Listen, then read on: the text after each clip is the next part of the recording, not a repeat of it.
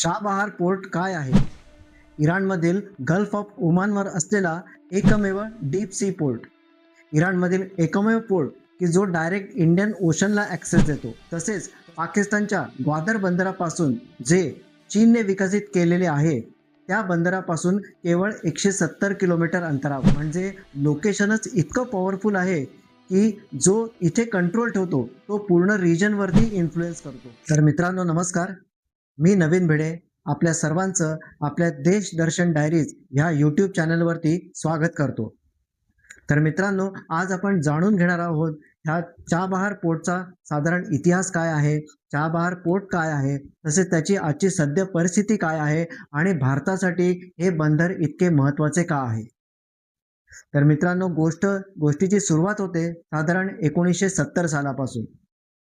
1970 साली इराणच्या शहाने हे बंदर विकसित करण्यात यावे असा एक प्रस्ताव समोर मांडला.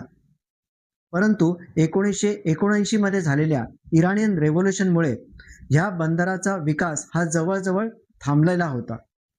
त्यानंतर पुन्हा 2003 सालापासून भारताने इराणसोबत हे बंदर विकसित करण्यामागची चर्चा जी होती ती पुन्हा एकदा सुरुवात केली. साधारण 2003 ते 2015 पर्यंत ही चर्चा सुरू होती.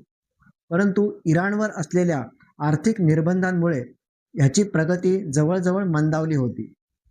त्यानंतर आला 2016चा एक महत्त्वाचा टप्पा. 2016 साली आपले पंतप्रधान श्री नरेंद्र मोदी, इराणचे अध्यक्ष रोहानी आणि अफगाणिस्तानचे अध्यक्ष घनी यांच्यामध्ये एक त्रिपक्षीय करार झाला.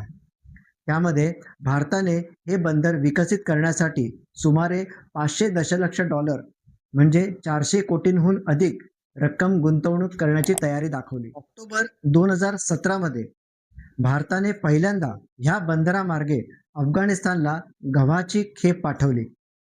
डिसेंबर 2018 मध्ये India ports global private limited ह्या कंपनीने या बंदराच्या शाहिद बेहेश्ती टर्मिनलचे परिचालन अधिकृतपणे हाती घेतले.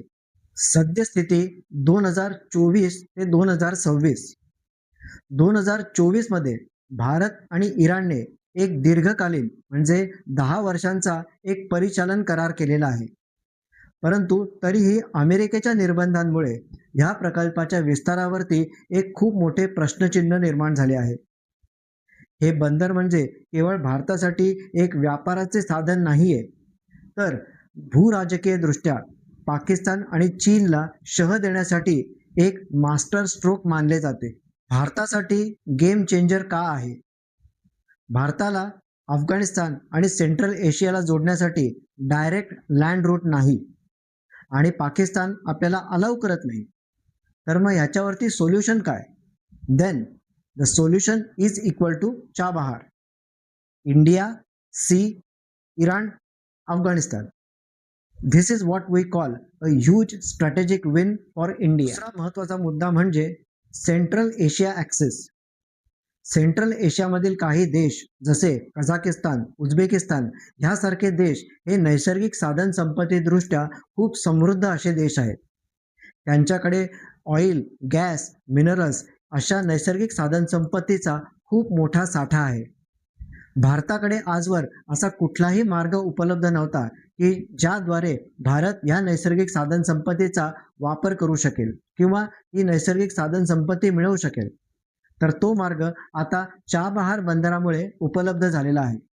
So we call Chabahar port is a gateway for India for accessing all these natural resources. INSTC corridor. India, Iran, Russia, Europe. Transport cost 30% कमी, वेळ 40% कमी. म्हणजे इंडिया वर्सेस चायना ट्रेड रेसमध्ये इंडियाला शॉर्टकट. चायनाला काउंटर करण्यासाठी फार महत्त्वाचे. China Gwadar port Pakistan, India Chabahar port Iran.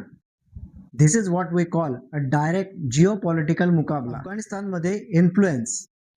भारताने आजवर अफगाणिस्तानला ह्या बंदराद्वारे खूप मदत पाठवलेली आहे, जसे गव्हाची खेप आणि कोरोना काळामध्ये वॅक्सिन्स देखील, आणि ते देखील पाकिस्तानला पूर्णपणे बायपास करून.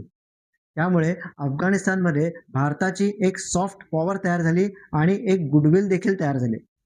मित्रांनो, आंतरराष्ट्रीय राजकारणामध्ये अशा प्रकारचे गुडविल आणि सॉफ्ट पॉवर ही खूप महत्त्वाची असते. हे बंदर एक ऑलरेडी वर्किंग मॉडेल आहे. म्हणजे जरी पाकिस्तानने त्यांचा रूट हा बंद केलेला आहे, तरी देखील भारताने ह्या बंदराद्वारे अफगाणिस्तान व सेंट्रल एशियामधील बऱ्याच देशांशी आपला व्यापार चालू ठेवला. म्हणजे हे बंदर केवळ एक प्लान नाही, तर हे एक ऑलरेडी वर्किंग मॉडेल सिच्युएशन. आजची परिस्थिती मित्रांनो, गोष्ट इथेच संपत नाही. कारण की आजची सिच्युएशन ही थोडी कॉम्प्लिकेटेड आहे. कारण की इराणवरती बरेचसे काही निर्बंध आहेत. इराणवर अमेरिकेने बरेच निर्बंध टाकलेले आहेत. पण भारताला चाबहार बंदर वापरण्यासाठी काही काळ परमिशन मिळालेली होती. पण आज युद्धजन्य परिस्थितीमुळे इकडची परिस्थिती जी आहे ती खूपच बिकट झालेली आहे. त्यामुळे भारताने देखील सावध भूमिका पत्करली आहे. भारताने इकडची इन्व्हेस्टमेंट ही थोडी कमी केलेली आहे. पण तरीही ह्या सिच्युएशनमध्ये सुद्धा भारत हा प्रोजेक्ट सोडायला तयार नाही. कारण भारतासाठी लॉंग टर्ममध्ये ट्रेड एम्पायर उभं करण्यासाठी हा एक महत्त्वाचा रूट आहे. इथे एक गोष्ट नक्की क्लिअर झाली आहे की चाबहार पोर्ट हा केवळ एक प्रकल्प नाही, तर तो भारतासाठी पाकिस्तानला बायपास करणारा एक ट्रेड रूट आहे. तसेच चायनाला काउंटर करण्यासाठी देखील एक महत्त्वाचा रूट आहे. तर मित्रांनो, बघायला गेलं तर चाबहार पोर्ट ही एक आपल्यासाठी ऑपॉर्च्युनिटी पण आहे आणि एक रिस्क देखील. कारण जिओ पॉलिटिक्स जरा जरी चुकली तरी हा प्रोजेक्ट अर्धवट राहू शकतो. भारताने हा प्रोजेक्ट कंटिन्यू करावा का? मित्रांनो, तुमचे उत्तर काय आहे मला नक्की हो किंवा नाही कमेंटमध्ये नक्की लिहून कळवा. मी तुमच्या उत्तराची वाट बघतोय. तर पुन्हा भेटूया अशाच कुठल्या तरी विषयावरती चर्चा करण्यासाठी. तोपर्यंत धन्यवाद.